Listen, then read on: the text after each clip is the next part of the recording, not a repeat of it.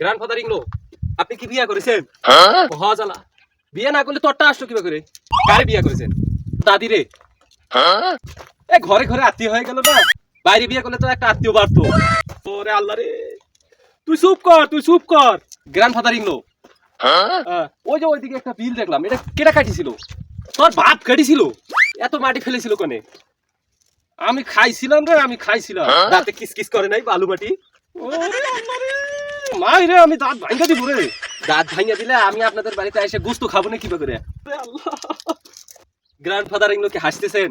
না না না, আমি কাশতেছি। আমি ভাবছি হাসতেছেন। ই তোর সেরকম লাগে, আমি না আপনি বিয়ে দিয়ে ছাই খাইছি। ছাই খাতে গেলেন কিসের জন্য? আমাকে কইলি তো আমি 2 বস্তা চাউল পাঠাই দিতাম। তোর মাইরেই ফলাবো কয়ে দিলাম। খালি আমারই দোষ না? তোমার নাতনি যে আমার কাছে খালি টাকা চায়। কয় টাকা চায়?